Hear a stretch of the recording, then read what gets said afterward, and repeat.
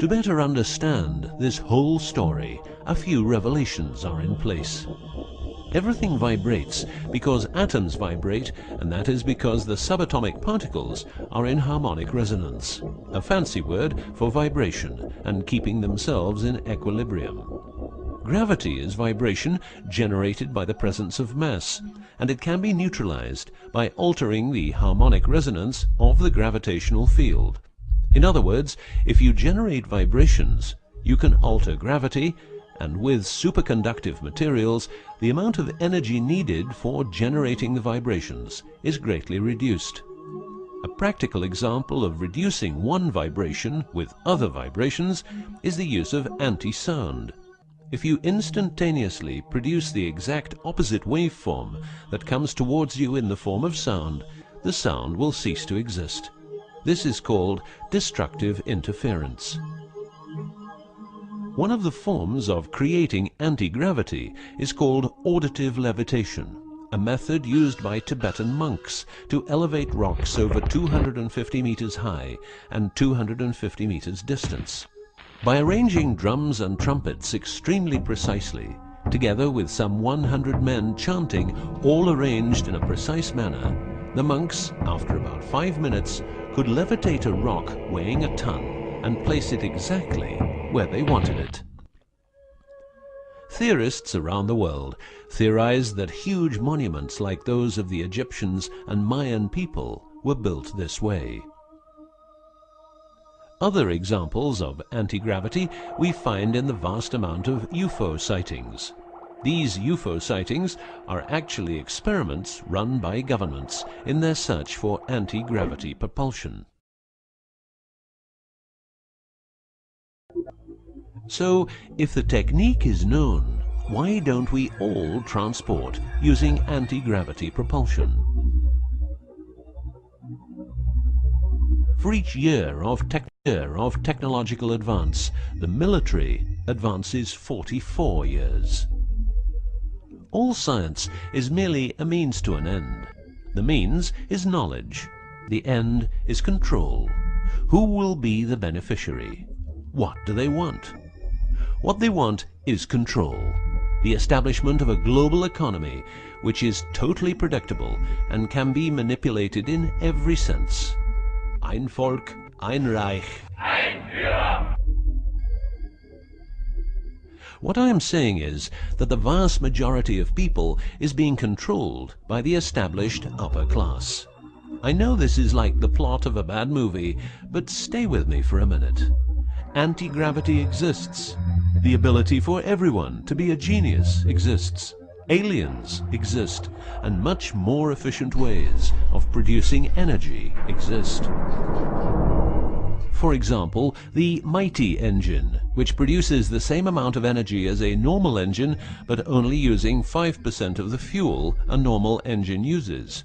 Or the PAP engine, which, without fuel, only driven by the power of zero-point energy and a small amount of noble gases, can deliver 500 horsepower for a period of 10 years. Or the Maternita machine of the Maternita commune, which has delivered 3 to 4 kilowatts out of thin air for the last 20 years. What would be the consequences for the upper class if they lose their monopolistic knowledge?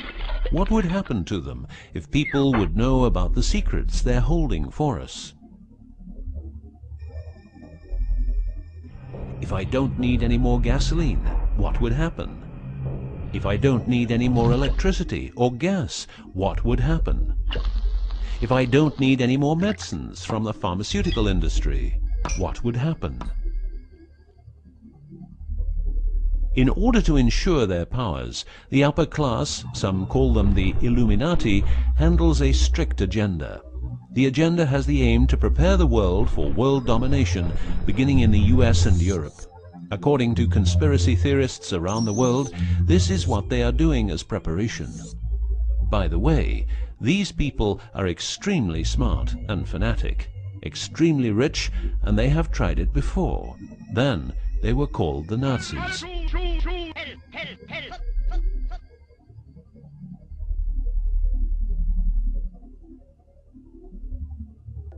Although what you are going to see and hear sounds very peculiar, remember that a lot of people, for instance, ex-personnel of the US and UK armed forces, have been brutally murdered for making their information public.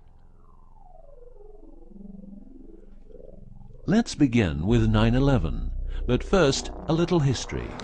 What the Second World War did for the US is that it gave the country such an economic lead that it could easily grow more comfortable in its already powerful role. The industry of war gave everybody jobs, and therefore everybody could start consuming. Marshall aid gave Europe the economic impulse it needed. In other words, war leads to flourishing economies and leaps forward in technology. The process of transformation, even if it brings revolutionary change, is likely to be a long one, aside from some catastrophic catalyzing event like a new Pearl Harbor.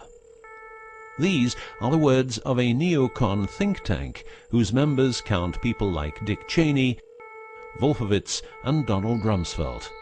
What it says is that America needs a war to transform into its next shape, and 9/11 is our new Pearl Harbor.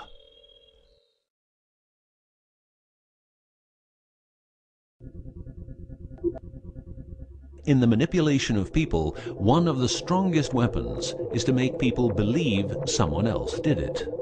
What I'm trying to say is that the US government is trying to make the people believe Osama did it. But did Osama do it?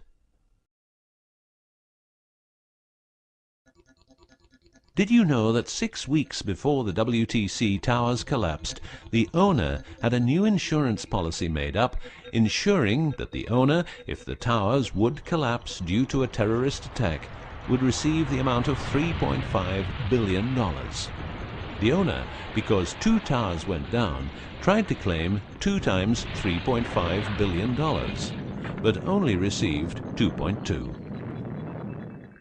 What happened to building number 7?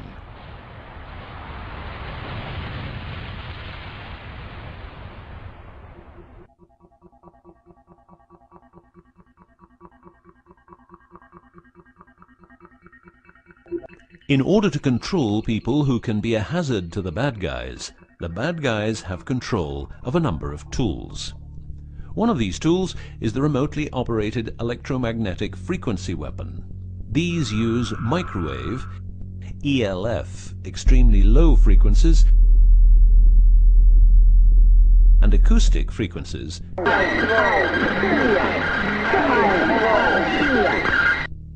to covertly attack and harass innocent citizens. The use of frequency weapons on humans for behavioral control and murder is not new. For well over 50 years, neuro-electromagnetic frequency weapons have been perfected for their covert use in warfare.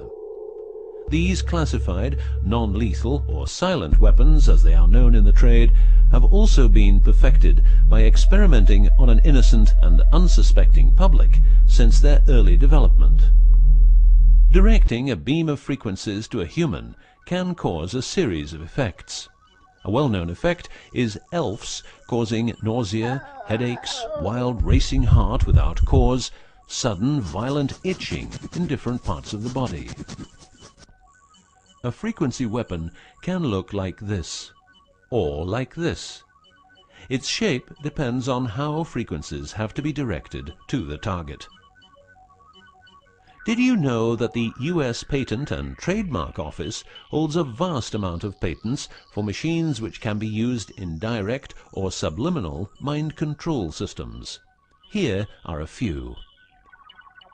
Method and system for altering consciousness. Superimposing method and apparatus useful for subliminal messages, subliminal message generator. Enough about the frequency weapons. Check this link to learn more.